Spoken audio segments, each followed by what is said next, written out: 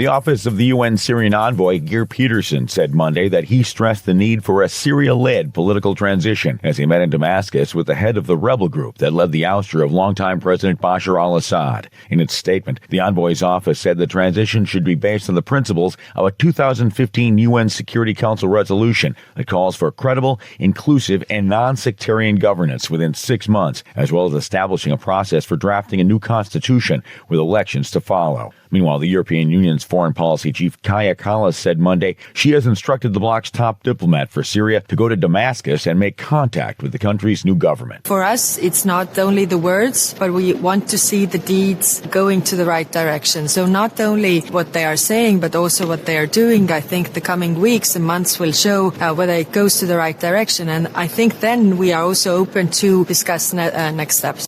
Gaza's health ministry said Monday that Israel's offensive against Hamas militants in the Palestinian enclave has killed more than 45,000 people since it began in October of 2023. VOA's Richard Green reports. The Gaza Health Ministry said in its daily update that 52 people were killed during the past day. The ministry does not distinguish between civilians and fighters in its count, but as previously said, more than half of those killed have been women and children. Israel's military said its Operation Sunday included striking a Hamas command and control complex in Nusayrat in southern Gaza. The war began in October 2023 when Hamas militants killed about 1,200 people and took another 250 hostage when it launched a surprise attack on southern Israel. About 100 hostages are still being held in Gaza, with at least one-third believed to be dead. Richard Green, VOA News. This is VOA News. South Korea's Constitutional Court begins reviewing the impeachment of President Yoon Suk-yeol Monday over his December 3rd martial law attempt, while investigators say they plan to question him this week. Reuters correspondent Ryan Chang reports. A spokesperson for the court said the first hearing will be held on December 27th. The court has 6 months to decide whether to remove Yoon from office or to reinstate him. Under South Korea's constitution, 6 justices must agree in order to oust an impeached president. The 9-member court has 3 vacancies, so the current justices would have to vote unanimously to remove Yoon. In South Korea's only previous presidential removal by impeachment, the court took 3 months to oust Park Geun-hye in 2017. Meanwhile, investigators from the Police Defense Ministry and an anti-corruption agency also plan to question Yoon this week. On Sunday, Yoon did not appear at a summons for questioning in a separate investigation by the prosecutor's office. That was Reuters correspondent Ryan Chang reporting. French Foreign Affairs Minister Jean-Noël Barrot said Monday his government will be working with the European Commission to ensure that European solidarity is in place to support the reconstruction effort in its poor Indian Ocean territory of Mayotte, which has been shattered by its worst storm in nearly a century. VOA's Tommy McNeil reports. Hundreds or even thousands of people are thought to have died when Cyclone Cheeto hit the island on Saturday. Rescue teams, medical personnel, and tons of supplies have been sent to the island off the east coast of Africa from France and from a nearby French territory. French authorities say more than 800 more personnel are expected to arrive in the coming days as rescuers comb through the devastation. French television station TF1 reported Monday morning that the Interior Minister had arrived in Mayotte. Tommy McNeil, VOA News. U.S. residents hoping for lower interest rates may be disappointed after this week's meeting of the U.S. Federal Reserve, the U.S. Central Bank. Associated Press correspondent Jennifer King reports. The Fed is widely expected to reduce the benchmark interest rate, but only by a quarter point to about 4.3%. The last few economic reports indicate that inflation has dropped, but remains stubbornly above the 2% target rate. Economists in Wall Street now predict policymakers will signal fewer rate cuts in 2025 and a more gradual pace than was previously expected. David Wilcox, a former senior Fed official and an economist with the Peterson Institute for International Economics, says we're on the cusp of a transition to them not cutting every meeting. Wilcox says they're going to slow the tempo of cuts. On Tuesday, the government will report the November retail sales figures, which are expected to show healthy consumer demand. I'm Jennifer King.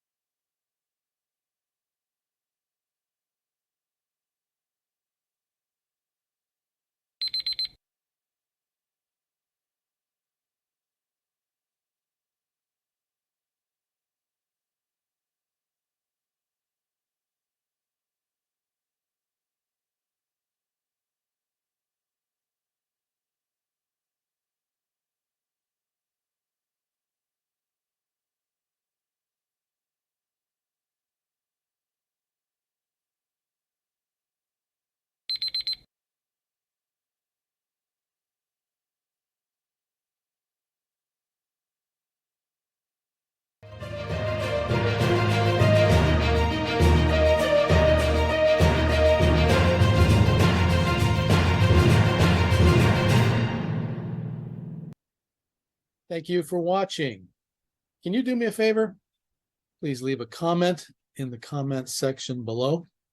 That would really help. Thank you, and see you again soon.